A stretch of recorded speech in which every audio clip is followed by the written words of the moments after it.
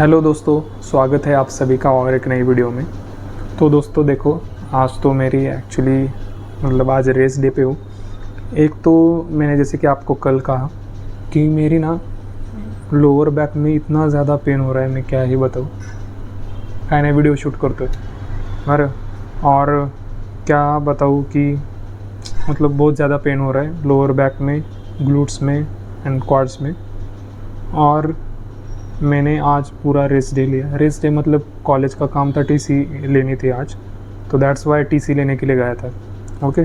और वहाँ से आने में थोड़ी देर ही हो गई क्योंकि दोस्त वगैरह मिले बहुत सारे, तो टाइम स्पेंड करना ऑब्वियसली जायज़ है भाई। तो अभी भी मैं बैठने थोड़ी देर के लिए असाइनमेंट लिखने के लिए बैठा था। मुझे जेरॉक्स का वो लाना था। मैंने जैसे आपको बताया कि मेरे जो क्लास है उसका मंडे से प्रैक्टिकल चालू होने वाला है।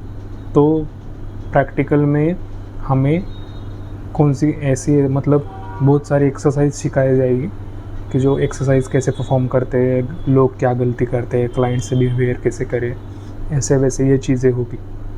और हमें असाइनमेंट भी दिया गया है।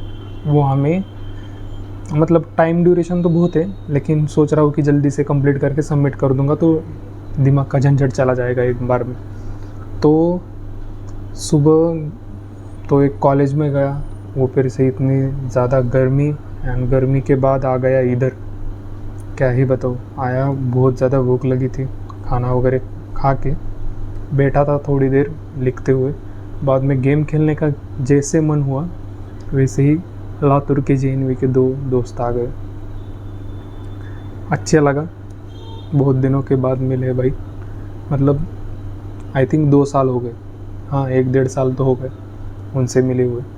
बढ़िया लगता है ऐसे दोस्तों के साथ मिलना जुड़ना।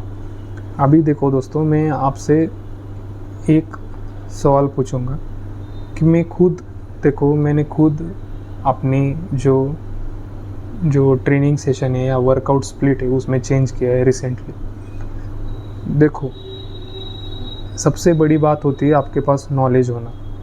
नॉलेज के बगैर कुछ नहीं होता है लाइफ में।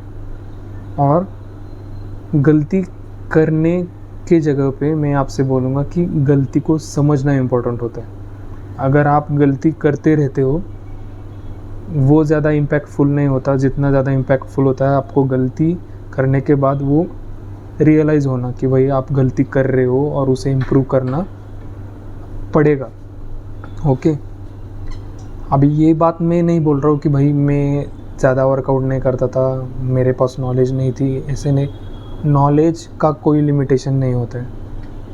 देखो, किसी भी बंदे के पास आपसे कुछ अलग नॉलेज है, ले लिया करो, सुना करो। सुनने से ही आपकी इम्प्रूवमेंट होगी, उसके बगैर कुछ नहीं होगी। एंड लाइफ एक ऐसे प्रैक्टिकल की तरह, उसमें आपको एक्सपेरिमेंट करते रहना पड़ेगा एंड आगे जाते रहना पड़ेगा। ओके, ये बात आपको दिमाग में फिट करनी पड़ेगी। क्योंकि देखो भाइयों, मैंने ना साइंस पढ़ा अपने बॉडी का 2-3 दिन पहले, पढ़ते आ रहा हूँ, लेक्चर्स में भी पढ़ाया गया कि मसल ग्रोथ कैसे होती है। बहुत ज़्यादा स्लो प्रोसेस है मसल ग्रोथ। और उसके लिए ना हम क्या करते हैं, बहुत कॉम्प्लिकेटेड कर बैठते हैं।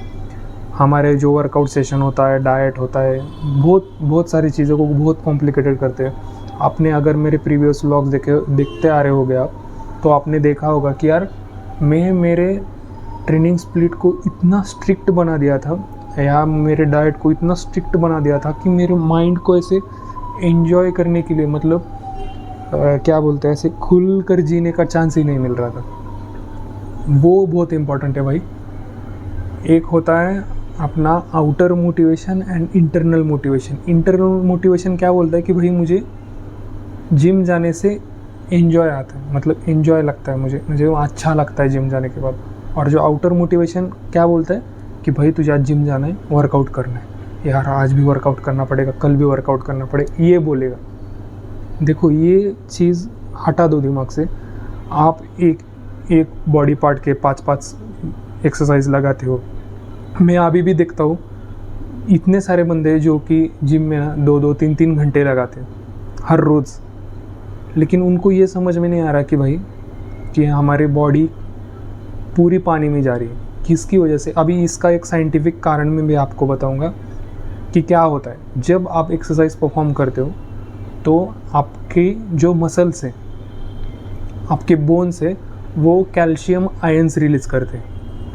वो कैल्शियम आयंस कब रिलीज़ हो गए? देखो मैं अभी ये मूवमेंट कर रहा हूँ तो मेरे जो हाथ के जो मसल्स हैं, मेरे पाम के जो मसल्स है या जो बोन्स है, इनको क्या बोलते हैं? फैलेंजेस बोलते हैं, सॉरी। ओके, तो जो फैलेंजेस है मेरे हाथों में, वो क्या करेंगे? कैल्शियम आयंस रिलीज़ करेंगे। लेकिन मैं ज़्यादा अमाउंट में इनको एक्सरसाइज करूँगा तो वो ज़्यादा अमाउंट में कैल्शियम आयंस रिलीज़ करेंगे। और वो क्या करता है, जैसे कीड़े मकोड़े किसी क्या बोलते हैं, सीड्स को खाते हैं, वैसे वो अपने मसल को डैमेज पहुंचाते हैं और उसकी वजह से ज़्यादा वर्कआउट करने से हमारा मसल लॉस होता है। ओके, ये हो गया साइंटिफिक कारण। अभी देखो बहुत सारे बंदे ऐसे भी है कि यार उनको समझ में नहीं आता कि कितने एक्सरसाइज परफॉर्म करे, कितने। अरे भाई 2 बहुत ज़्यादा है, 2 से 3 मैक्स बहुत ज़्यादा हो गए, मैं तो बोलूँगा।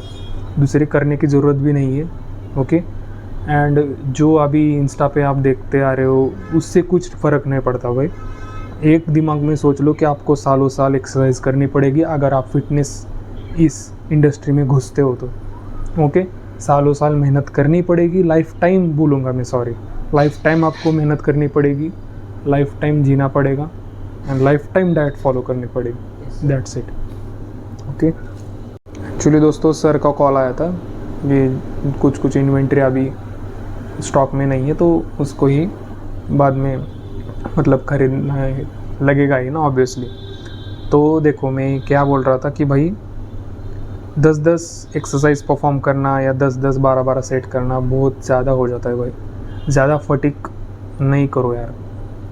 देखो आप अगर ये बात दिमाग में डाल दो कि अगर आप एक्सरसाइज वर्कआउट करके आ रहे हो और आपकी चिड़चिड़ाहट हो रही है तो आप समझ लो भाई आप ओवर ट्रेन कर रहे हो खुद को, ये समझ लो। ओके, देखो भाई मैं ट्रेन कर रहा हूँ लेकिन मैं रेस्ट भी ले रहा हूँ, बहुत मज़ा आ रहा है मुझे। मैं 2-2 सेट्स लगा रहा हूँ, ज़्यादा कुछ नहीं। देखो अभी भी मेरी फिजिक है। ओके, आपको दिख रही है?